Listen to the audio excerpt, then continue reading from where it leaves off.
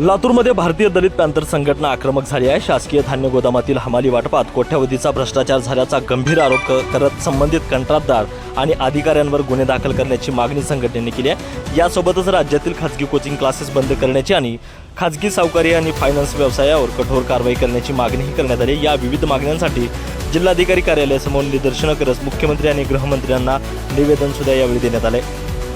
सुनील कुमार, एकमत डिजिटल, लातूर। की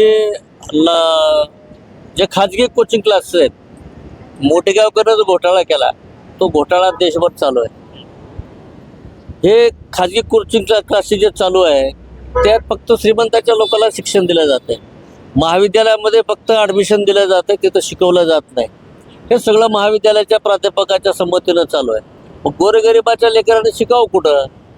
हे कोचिंग क्लासेसला 70-80 1 लाखापर्यंतच्या फीस आहेत, गोरगरीब माणसं देऊ शकत नाहीत।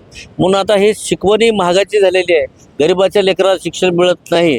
म्हणून या ठिकाणी आमची मागणी आहे की महाविद्यालयामध्ये कॉलेजच्या विद्यार्थ्यांना बायोमेट्रिक करावं आणि कॉलेजमध्ये शिक्षण सक्तीचं करावे बरं, ही आमची पहिली मागणी आहे। त्यानंतर आता ते काल परवा नंदन गावामध्ये शेतकऱ्याची छळवणूक झालेली आहे, पिळवणूक झालेली आहे खाजगी सावकार आणि फायनान्सवाल्याने, ही महाराष्ट्रभर गाजत आहे। हा एक प्रकार नाही, अख्ख्या लातूर जिल्ह्यामध्ये गावागावामध्ये प्रत्येक माणूस, शेतकरी, गरीब माणूस, महिला सगळ्या परेशान आहे त्या कर्जानं। आणि या काढलेल्या कर्जाच्या वसुलीबाबत सगळी छळवणूक चालू आहे आणि भिवून लोक पुढे येत नाही, कारण यांचे संबंध अनेक गुंडाशी आहेत। यांची दहशत गावागावामध्ये आहे, भीतीपोटी लोक पुढे येत नाही। त्यांना संरक्षण द्या आणि सगळे खाजगी फायनान्सवाले आणि ते सावकारकी बंद झाले पाहिजे, आमची मागणी आहे। याच्यानंतर काही शासकीय धान्य गोदामात हमाल काम करतात, त्या हमाली इथल्या 3 कंत्राटदारांनी हडप केलेली आहे जिल्ह्यातले 12 गोदाममध्ये।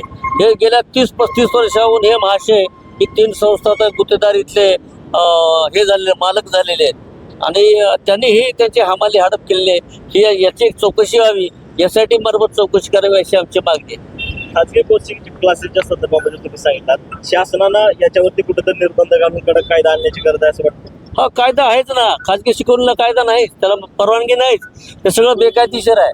अधिकाऱ्याच्या मुखसंमतीनं हा कार्यक्रम चालू आहे। प्रशासन कुठेतरी लक्ष देत नाही असं? हा ना, प्रशासन देत नाही ना, प्रशासनाचा याच्यामध्ये सहभाग आहे, त्याच्यामुळं ह्याच्यावर कठोर कारवाई करावी।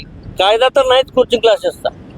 सावकारीच्या संदर्भात सांगितलं, सावकारीच्या संदर्भात आता पोलीस प्रशासन असेल किंवा सहकार मंत्री असेल यांनी आवाहन केले आता की ज्यांच्याकडून तक्रारी असतील त्यांनी पोलिसांमध्ये तक्रारी। अरे, तक्रार द्यायला माणसं धजत नाही ना, त्यांची दहशत आहे।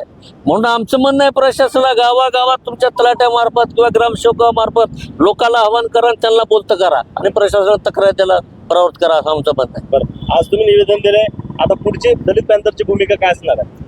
आंदोलन पुढे, ह्याच्या पुढे काय करत नसेल, रस्ता रोको असतील आमचे, अनेक गावोगाव तालुक्यावर आंदोलन असते, घेरावे आम्ही पालकमंत्र्याला करू, सहकार मंत्र्याला घेरावे करू, कारण मागणी ही इतकी निकराची आहे, अत्यंत गरजेची आहे। कारण गावागावात घराघरात माणूस त्रस्त आहे, महिला बचत गट असेल, मजूर असेल, शेतकरी असेल, प्रत्येक माणूस सावकारकीनं तंग आलेला आणि त्याची दहशत आहे।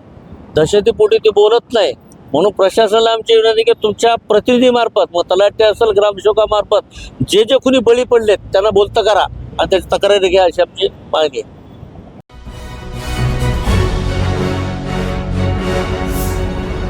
Thanks for watching Ekmat Digital.